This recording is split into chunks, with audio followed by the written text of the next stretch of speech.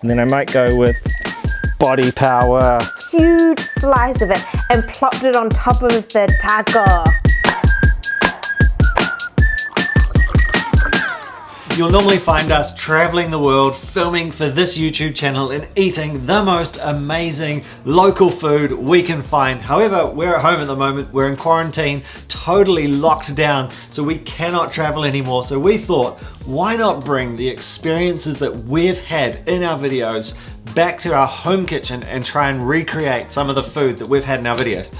This video is going to be a really good one. One of our favorite places to travel to is Mexico. We were recently there for 2 months, traveling all around the country, and we ate a lot of spectacular food. Now, there were many dishes during our trip that stayed with us, but one particular dish was this taco meal that we ate in Guadalajara, and it was sensational. This is one good looking plate of tacos and very unique, like nothing I've ever seen in Mexico, with this huge lump of cheese on top.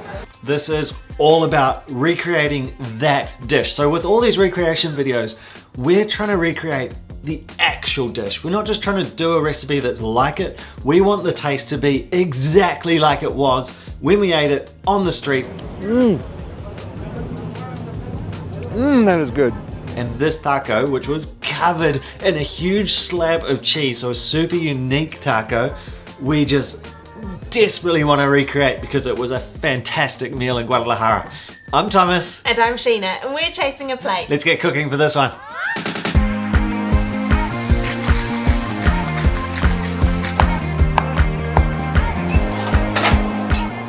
Whoa, we're making Mexican food. You've got to have limes, so we've got some limes for this one. So this taco stand was unbelievable. It was a huge taco stand. Check this out. It's right up here and it is packed with people, and we loved the experience, and it was super unique with the cheese on top. So that was like no other taco stand we've seen in Mexico, and we've spent a good sort of 5 months in Mexico, and this is the only time we've seen this style of taco. So we want to recreate as close as possible the dish that we had in Mexico, but because we're in quarantine, lockdown, and we're in New Zealand, we can only get certain ingredients, so we're having to work with what we can get to recreate what we had in Mexico.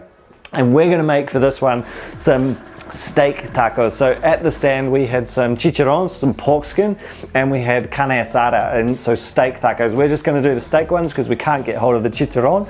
We're gonna make up the tortillas. We've got some cheese, well, a substitute cheese. We've got some cheese to go on top. We're gonna make up some salsas. We're gonna make up all the sides because these tacos were loaded with different toppings, beautiful meat. So we're gonna grill that up. This is gonna be an amazing recreation. So let's get into doing all the sides.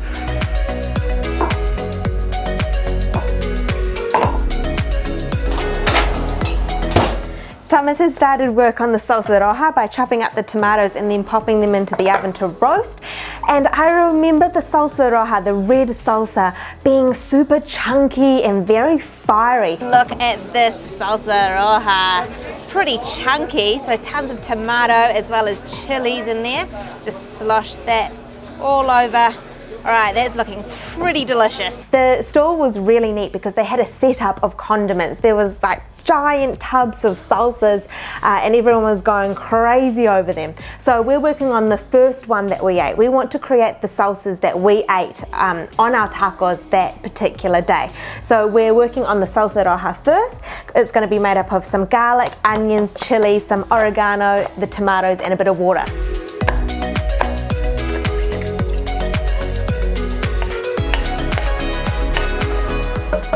The salsa roja is on the go, and now it's time to work on the second salsa that we ate at the stall, and that was a pickled onion and habanero chili salsa. Just need some of the habanero. Yeah, look at that. Okay, now that's nice and loaded up with the habanero. And I remember it being very tangy and a little bit spicy. Now we don't have habanero chili, so as Thomas mentioned before, we're in quarantine, and so we're just working with what we've got in the pantry, in the fridge, what ingredients we can find when we do get out to the supermarket. Now no habanero chilies to be found, but we do have some pickled jalapenos, so I'm going to use those. And at the stall, I remember this salsa being quite chunky, so the raw onions, or well, the onions that they used were white onions and they were sliced. So that's what I'm going to do now. Slice up the onions and then mix in some chilies and add some lime juice. I want to pickle my onions with lime juice, but limes are in short supply in New Zealand at the moment and they're super expensive, about $50 a kilo. So these beauties are very precious. So I'm going to save these for sprinkling over the tacos just before we eat them. And to pickle the onions, I'm going to use this bottled lime juice. So needs must. We'll get a whole ton of that juice onto the onions and the jalapenos, and then I might also add some salt.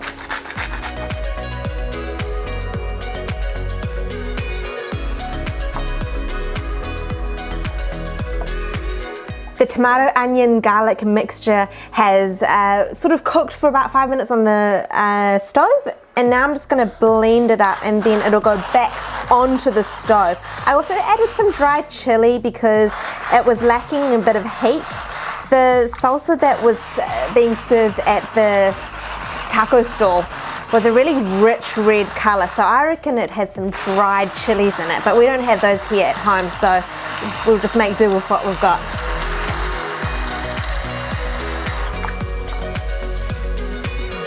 It's time to make the next component of the meal. When we were at the taco stand, just before we bit into the taco, we peeled it open and we saw that there was this smooth, creamy layer of frijoles on the tortilla. Oh, look at that. So there's some frijoles on there as well. I didn't notice that. Frijoles are refried beans, and they were just smearing the tortillas before they put the meat into the tortilla with the refried beans. Now, they were using pinto beans, very smooth, creamy mixture of pinto beans. We've only got black beans to work with, so what I'm going to do is just cook these on the stove in a pan together with some onion, with some garlic, and then just mash the mixture up to create a really smooth, creamy frijoles.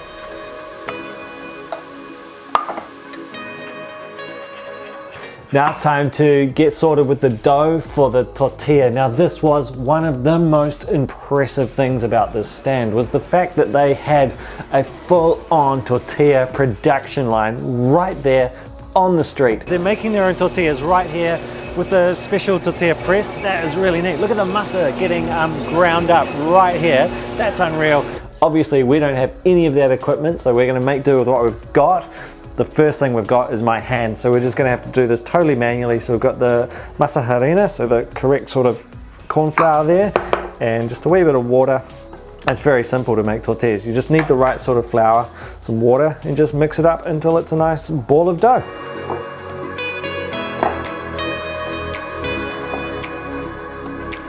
The dough has come up really nicely. Oh, the smell of it takes you straight back to Mexico. So I've got to break it up into little balls so each tortilla can have its own little bit of dough.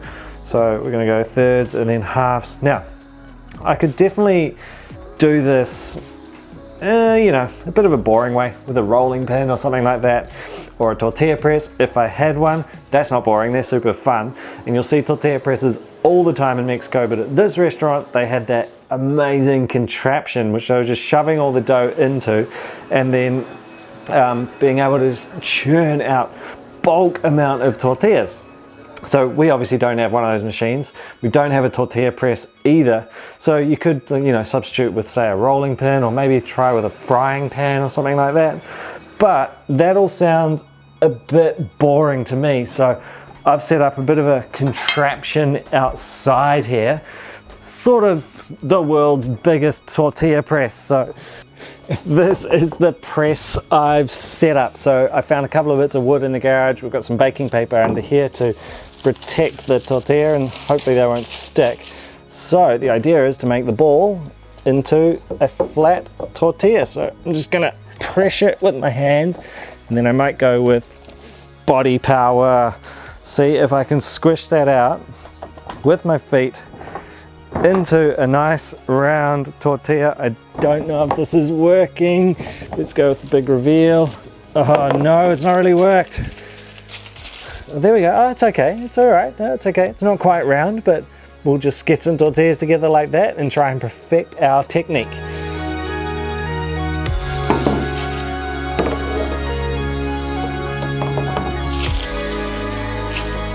pressing up the last tortilla.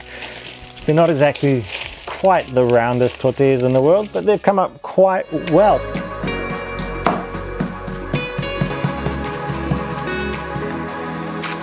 Now it's time to get the meat on the barbecue. So we've got some beautiful thin pieces of beef that we're going to chuck straight on the grill. And I loved watching these being made. Oh, good sizzle being made at the stand. At the stand they were being cooked over charcoal. We've only got gas here, so we're just cooking these lovely thin bits of beef over gas, and all we've done is salt that beef up, and they were liberally salting it as they were cooking it at the stand, and the smells in the air while they were cooking the beef, oh, it's delicious. So like I said earlier, they had two sorts, or we had two sorts at the stand. We had the chicharron, so the pork skin, and we also had the carne asada. We don't have the chicharron or access to chicharron, so we're just doing carne asada, and this is so nice and thin. This is not going to take long to cook up at all. Get this meat flipped up. Oh yeah, nice char marks on there.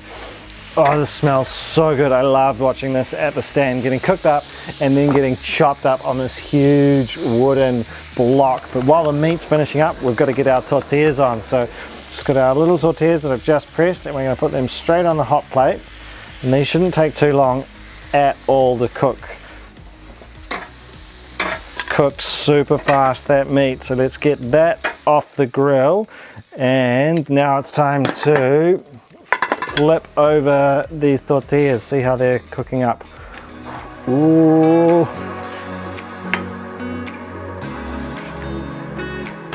Tortillas done, meat done. Let's get this meat onto the chopping board and whack it up into little pieces. Now this is one of the coolest bits at the stand, where he was just going at the meat with a cleaver. I don't have a cleaver, I've only got a knife, so I don't get as much fun as whacking into it with a cleaver, but I want to cut this up into nice little bits so it can all be lined up, lined up into the tortillas to make up these carne asada tacos. Oh, it's looking very good, this meat. I'm super happy with how this came up. So very simple meat, just a ton of salt, straight on the grill, just like they were doing at the stand in Guadalajara.